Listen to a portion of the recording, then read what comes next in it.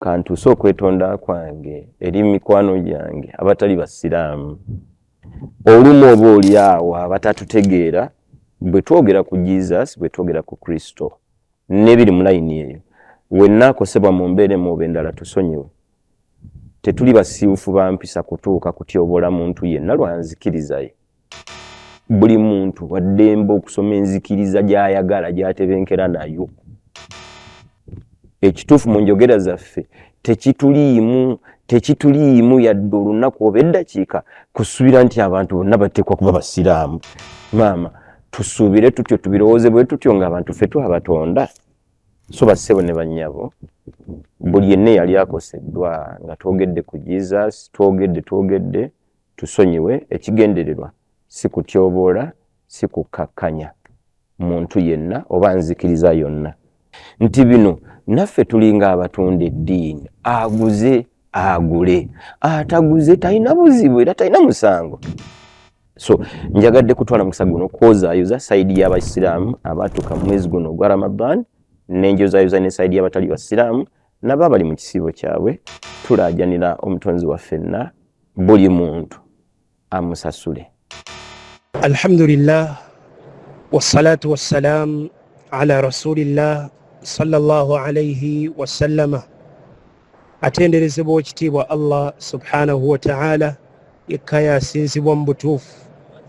Netumusaba asse okusaasira n'emirembe ku ekitiibwa Muhammad sallallahu alayhi wa sallama. Tuguddemu ka vidiyo kemulabye katambula katusanze mu safaari naye nekizitowa gye tuli mwenna mukalabyeko nga katambula ka vidiyo aka Haji Kiti ng'ayogera ku nsonga enzikiriza n'afulumya ebigambo ebyobulabe obunene eri eddiini ye n'eri eddiini y'abasiraamu bonna okutwaliza ewamu. Mwalagidde barakallahu fiikum wa jazakumullahu khairan nga atuuse okwetonda kwe eri abatali basiraamu. Bwe boogera ku Jesus neyifaanako bwe bityo amadiini ag'enjawulo abeetondedde, era n'alaga nti tebayinza kuba basiiwuufu bampisa kwogera ku nsonga eyo. Buli muntu wa ddembe okuba nti asinza kyayagala era tekirina buzibu bwonna. Buli muntu waddembe okusoma enzikiriza gy'ayagala gy'atebenkera nayo. Nti bino naffe tulinga abatunda eddiini, aguze agule, ataguze talina buzibu era talina musango.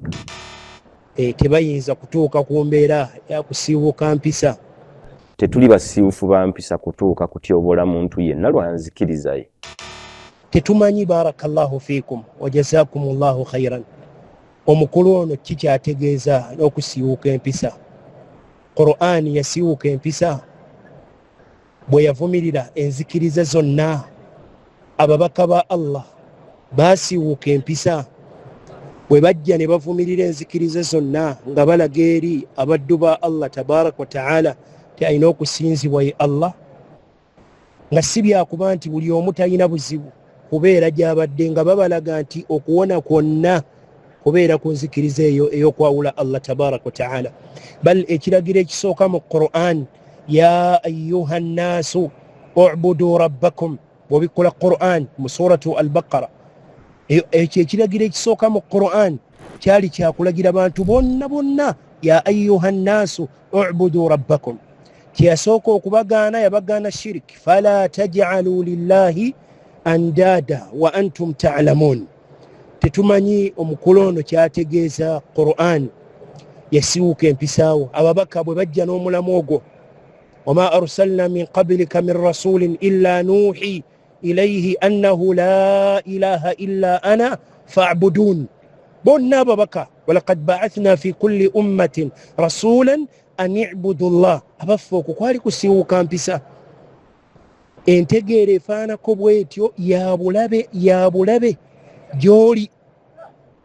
neri abasiraamu byotuuse ebigambo gye bali bigambo bya busagwa nnyo n'otakoma okwo nasalullah salama n'otuuka n'okulaga nti oyozayozeza abasiraamu ekisiibo ne bano mikwano gyaffe nga bw'obayise nabo n'oboozayoza era n'omaliriza ng'osaba Allah subhanahu wa ta'ala akkirize emirimu gy'abantu bonna b'ova okwogerako. So njagadde kutwala mukisa guno kwozaayoza saidi y'abasiraamu abatuuka mu mwezi guno ogwa Ramadan nenjozaayoza ne saidi y'abatali basiraamu nabo abali mu kisiibo kyabwe tulaajanira omutonzi waffenna buli muntu amusasule.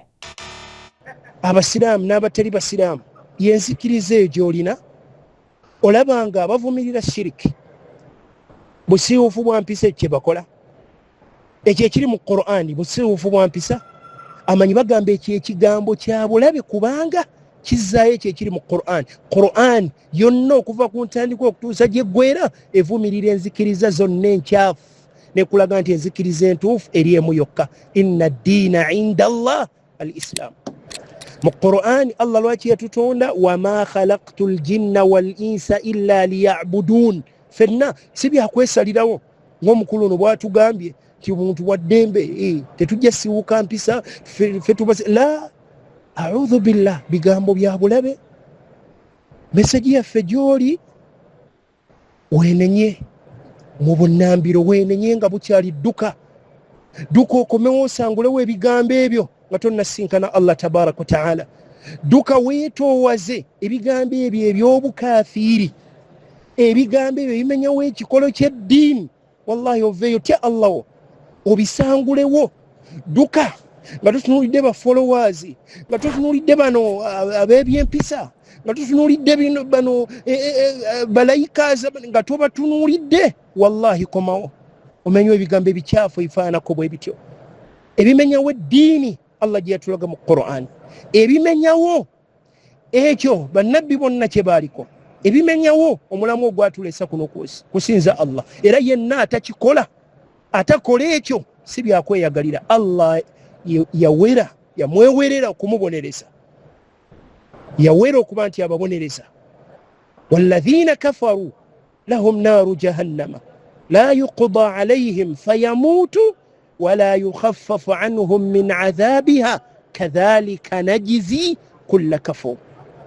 Bigambo bya bulabi bye wayogeddera ba Allah bwakulaga abantu ab'engeri gyagenda okubabonereza buli yenna atali musiraamu gw'otuuka okubagumya bigambo nga bizito.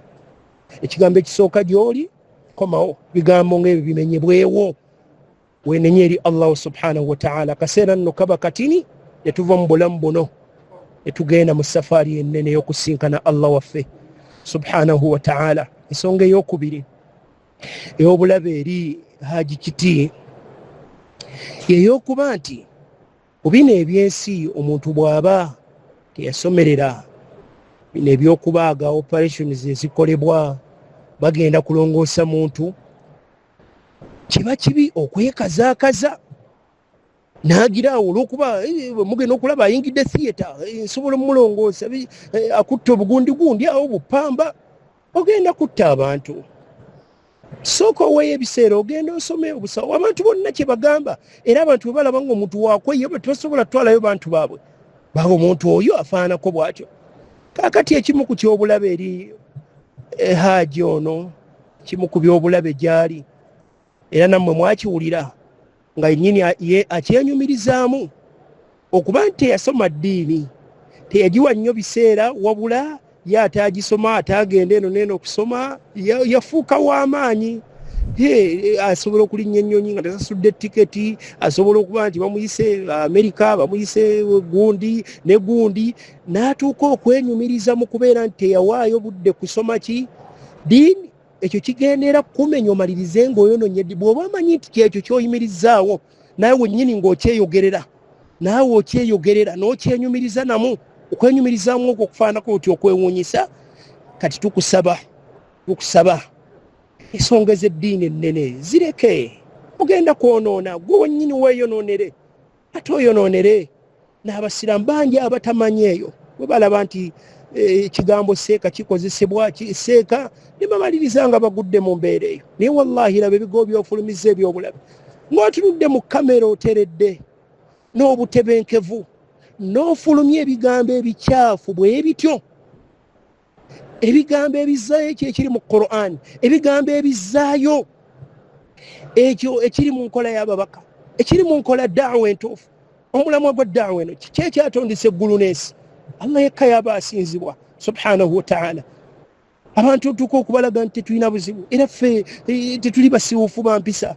Kiki otegeeza barakallahu fik? Baani abasiwufu b'empisa?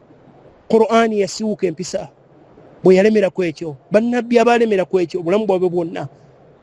Nabbi n'atuuka okugenda mu mbeera ez'enjawulo ziyayitamu, n'atuuka n'oggobebwa e Makka n'avaamu. Aja'ala al-alihata ilahan wahida, ne bamutegeera nga tulina tewali birala byonna, tudde eri Allah yekka subhanahu wa ta'ala. Yasiwuka mpisa nabbi.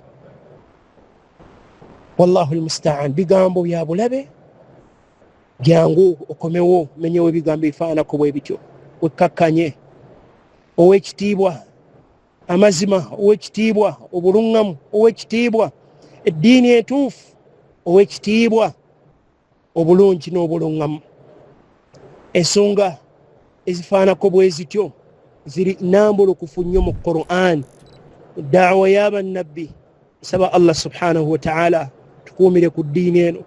Ekyo tokifunanga namu nti abantu buli omu asobola okubeera mu mbeera ye nga bw'ayagala. Unamu kye tutalinaako ffe maanyi, tetusobola la ikraha fi ddiin, tetusobola yingiza mu mutima gw'omu ne tuyingizamu obusiraamu. Naye kitukakatako okubunnyonnyola n'okulaga abantu nti atali ku busiraamu kyaliko kimusuula mu jahannam.